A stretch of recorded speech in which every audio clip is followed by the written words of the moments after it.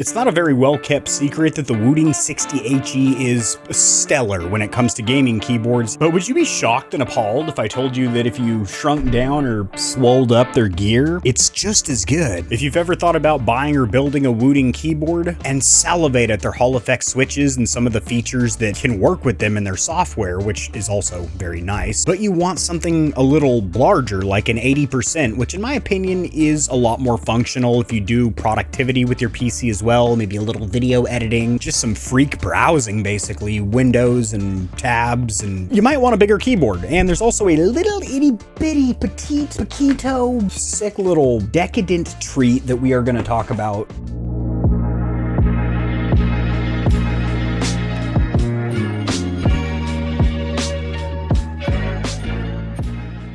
So a disclaimer to my audience, the Stallions and Stallionettes, all the gear we are taking a look at today was sent for review from Wooting. So a huge thank you to Wooting, and linked in the description below is going to be my review of the 60HE, which I was blown away with, not surprised. I had heard nothing but good things, and usually when you hear a lot of the same, whether it's positive or negative, there's probably some truth to it, and the reputation was well earned. We'll say that. So today we're looking at their full-size Wooting 2 HE, their 80%er, called the 80 HE, sure enough. Their itty-bitty tiny device, which is, the name is, yes, the Uwu, that's what it's called. And then the Uwu, which is a little itty-bitty tiny device.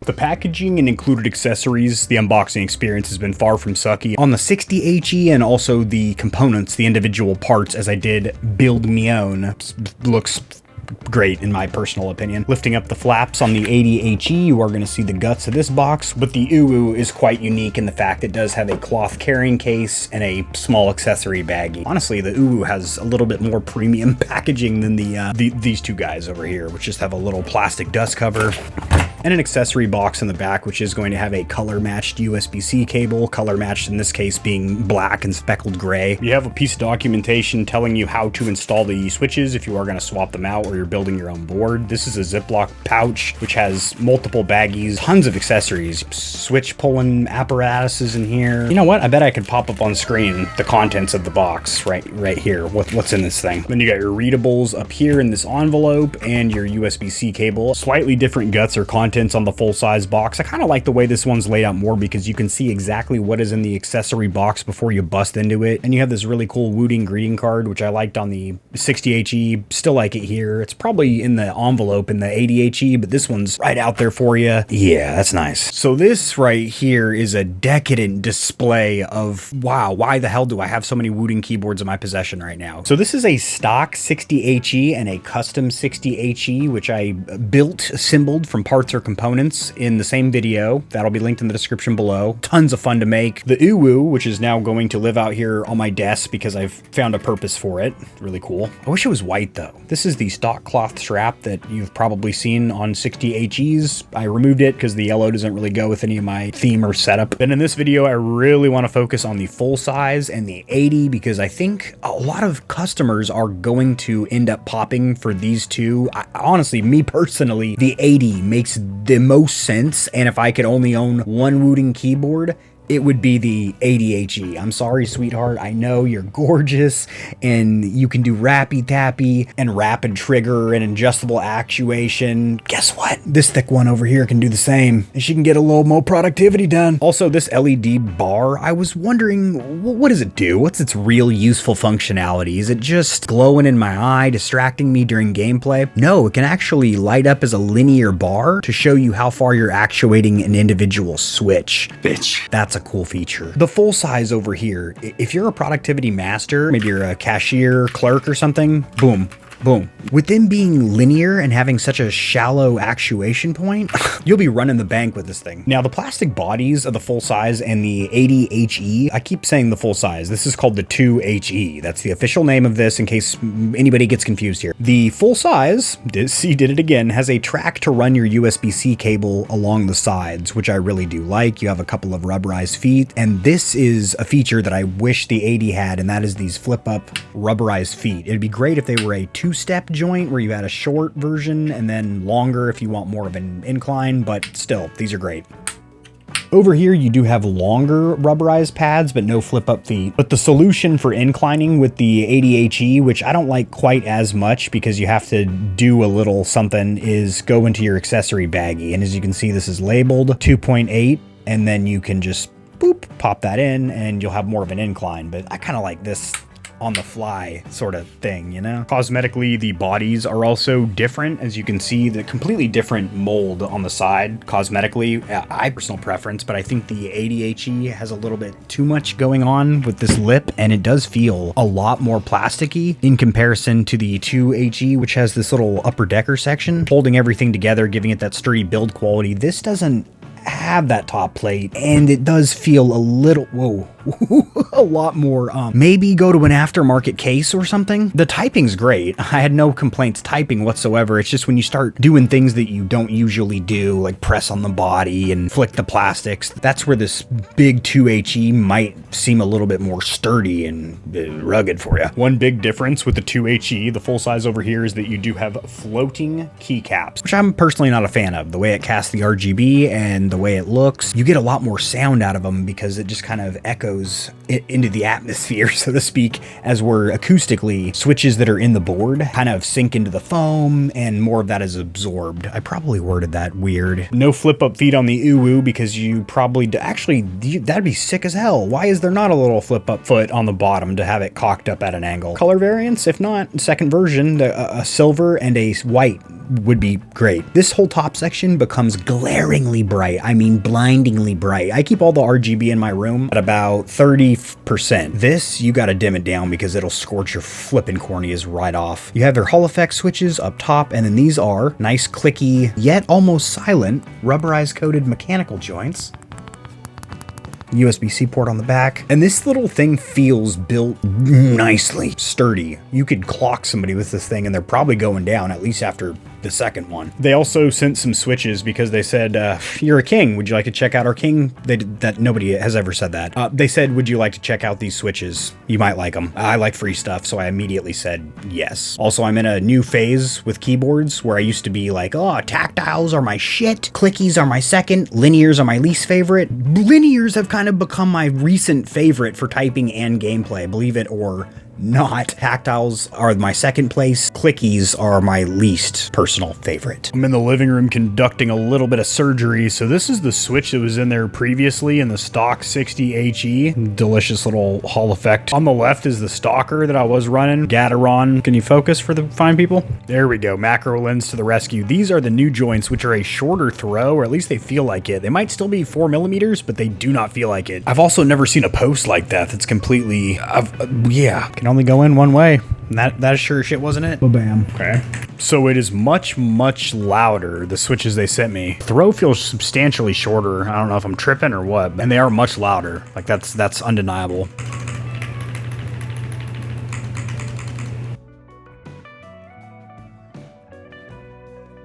I prefer the stock ones that were already in the 60HE. They have a nice linear resistance. They go in a little bit further, so if I want to set up a secondary function where up until 2mm it does something, and then past that it engages a turbo function or something, I have more range of motion. They are quieter, and yeah, I might use these in a build or something because I am going to customize the other two boards. I actually like what was in the 60HE right out of the box, to be honest with you. You have two options for the software, and they're both identical, which is fantastic. I was using the dedicated app, and I do still have it installed on this PC, but my Mac laptop and two secondary Windows PCs all run the Wootility web application whenever I need to make any customization to my board. I'm going to show you that right now on this, which is the 80HE. She is illuminated. This application is cosmetically nicely laid out and just super freaking easy to navigate. Top left, this is my device. No, it is not. Top left, this is my custom HE, which is disconnected.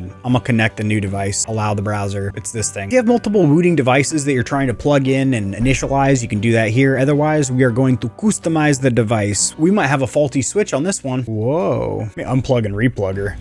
That's weird. Funky. So I pressed every single button on this flipping thing. I've never seen this little visual Glitchenstein. This is freaking weird. Oh man. Also, that's disappointing. I wish you could rename these so I could rename the one that's disconnected my custom board. So I know it's this metal joint that we customized on the channel. And then this could be called Stalker or something like that. But they're all just identified by the model and you cannot rename them. Okay, there we go. That fixed it. I unplugged the keyboard and plugged it back in and now that glitch is gone. So that was weird. Quick settings is going to be a summary of all the other tabs. It's going to have your action. Damn, there it is again. It is back. It's like the equivalent of stick drift, you know, phantom switch or something like that. You can set up profiles here. By default, you do only have one, which is typing. You can change the color or name of it by hitting edit profile. You can also duplicate if you like the settings you have and then work from there. As for actuation point, you select an individual key or you can select all keys and then you can choose how far you need to press a switch in order for it to actuate. So none of my buttons are actuating until I press them 1 millimeter, but I am getting a switch registering that it's being ever so slightly feathered, which is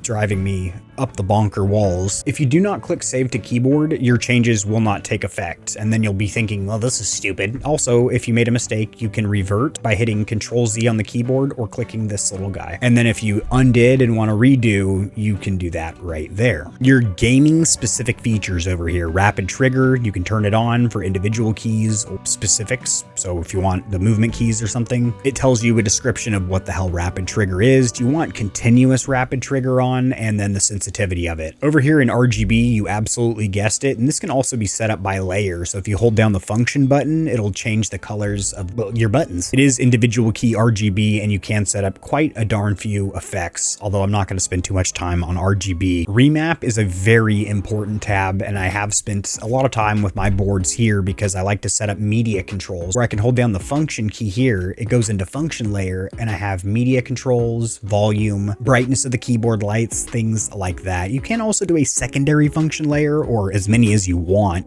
This is epic gamer move. I'm going to delete this layer. I don't really need it. That visual glitch is gone now. It just pops up every once in a while to say hello. And then if you're looking for some of those advanced features that you've heard your friend talk about, man, I just got banned because I was too freaking good at Overwatch using my Wooting board. These are what he was talking about, man. Rappy snappy, snappy tappy, dynamic stroke me good, mod tap, toggle key. I'm not going to dawdle around this section too long, but rappy snappy is fantastic if you like to strafe around a corner or something. Peekaboo. Little pop shot, because instead of having to lift off of A or D and then strafe the other way, you can, whichever key is held down further, that will automatically overwrite the opposite key, and it almost feels like you're breaking the game. And some games do consider it breaking / cheating, and some games are starting to not allow certain features like this, but the games that do, and single player games and stuff, this stuff is so nice. I didn't see this tab on the 60HE, but I'm sure as heck can talk about it now. The gamepad tab, simulated gamepad mode, where you have the analog stick and it's acting like a controller. Could you just plug a controller into your PC? Fuck yeah, you could, but you have a Wooting board, so no need to do that. You do have GPT in here as well. Gamepad tester. I just connected the Uwu and we're about to connect that as well. You have 3 keys, which you can set up as specific keyboard functionality, but you can also set it up as media keys. You could set it up as shortcuts and applications. What functionality does this have? Because there's only 6 buttons on it and some super bright RGB. Some of the brightest RGB I've ever seen. Is also very controllable, where if you go very dim, it's still representing the color that you selected very well. And along those lines, you have individual zones, do fade very smoothly. RGB is something fierce. You do have more onboard profiles than we saw with the 60, doing some lighting. As I select those on the computer, I'm going to be recording a little B-roll of what that'd be looking like. So this is spinner. Love that for you. This is police. Oh, that's too fast and disorienting. This is heat map. Oh, you got to press a button for it to do something. And this is rainbow, fading through the spectrum. We're going to work from rainbow and go over here to actuation point. Just like the bigger Wooting boards, you do have up to 4 millimeters, 1 by default, of how far you're pressing in the buttons with a very smooth wow. That is showing exactly what I'm doing with my finger. Now, you do have rapid trigger and continuous rapid trigger and the rappy snappy and all those other features, although on this little guy, I don't really foresee you using it for gaming or anything like that. What I do foresee you using it as is some kind of a decorative piece in your setup, and more importantly than that, you could use it for hotkeys if you don't want to take the Stream Deck route or any of the mini alternative devices out there like the Loop Deck, as I do see this little guy on sale sometimes, and I do believe it's also sold on Amazon, which runs its own sales, so this might just pop up on sale and integrate so well with the Wootility software and would make a hell of a supplementary thing to have next to your 60HE, which does not have media keys or function rows, because you could have your media keys up here. So if you want to have your Spotify pause, next track, maybe start and stop recording in OBS, toggle through some scenes, you would set that up as hotkeys in that app. So how I would use this is a really pretty decorative piece that can control things in my setup if I didn't have a Stream Deck. We're customizing another device over here, this being the 80HE. You have this RGB LED light strip. So we're going to focus on this because this is unique to this device. So that has its own tab over here and light indicator. I believe it used to be in RGB settings, but it says new over here. A recent update probably made this how it should have been the whole time, which is a separate tab. You can turn it off completely. I kind of like the son of a bee. It looks cool, and the way I have it set up, I'm going to show you some B-roll right now, grabbing my B-roll sucking device, blue into a nice purplish teal fade, but then if I press a button, it shows you exactly how far I'm actuating that switch. Bitch! You can set up visual effects over here. To be honest, I like the functionality of having it show how far I'm actuating a switch. That's personal preference, but it seems to me like that has a functional purpose rather than just being a light bar for me. At the end of the day, it's still just a fucking light bar, but it's cool. Another really cool function is it can be indicating if you have caps lock on or num lock. And don't forget, once you've made these changes, you do have to hit save to keyboard. So the full size, the 2HE, is the only one that has the, oh, you son of a gun. You little, I don't like that. Full size is the only one that has the USB-C port on the bottom, and it's tucked back pretty in there. It's not as easy to just plug it in to the back like you do with the other boards. What the hell? Oh, okay, so this one is telling me a firmware update is required. Not just you should do it, this is mandatory, fool. Pretty quick, actually, compared to that Nacon update the other day, which took about, well, a couple hours, almost bricked my controller. So this is virtually identical to their 60 and 80, except for the fact that it is much larger. You have your function keys, numerical buttons. So if you're going for productivity and a little gaming on the side, this full size is fucking big. It's been a while since I've used a full size. I used a full size as my daily for almost 4 years, and now going back to such a thing after rocking 75%ers and 80s. Wow, that's a lot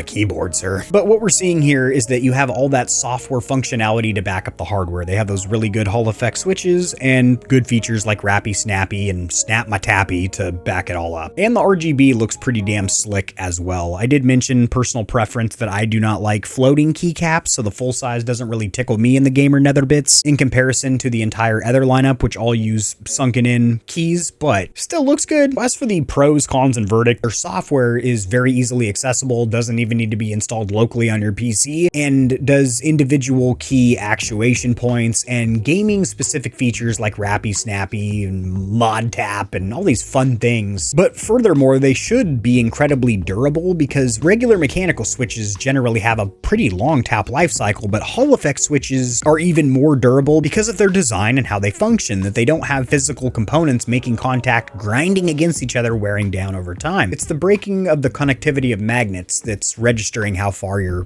inputting. Build quality. The full size is really rugged, durable, and no real complaints other than the fact the USB-C port's buried in the bottom and I'd rather just plug it right into the rump. Ideally, it would be nice if there was a plug-in on the side and the back to give you versatility. My only other gripe with the full size here is that it does not have media specific keys, which is not a big deal because you can map that to any of the mini buttons on here, but there's no media control wheel where you can adjust the volume, click it into mute. I think that would have fit real nice with this full size. Also, some kind of a magnetized wrist rest would be pretty sick as well, but the keyboard itself is what's important, and it's nice. Build quality on the other units, such as the 60 and 80 HE, is pretty plasticky, and that's the main reason that I took the approach of building my own custom board by buying the module and the keys in a little kit. It makes it very easy. It's like Legos that you get to type with at the end. I personally recommend that route because you're getting all the pros I mentioned, the Hall effect switches and the software to back it up, but you're also getting incredibly rugged and durable build quality in a one-off or unique looking keyboard that you don't see right off the shelf. So that's still my recommendation, is to build a Wooting board, but as far as buying one, the full size, it feels like a tank. The 80 HE I wish had some flip up feet, which allows you to adjust the angle quicker than having to change these rubber blocks. And personally, I'm not a huge fan of the cosmetics, which transfers into the build quality a little bit. This is the flimsiest case of the Wooting boards that I felt.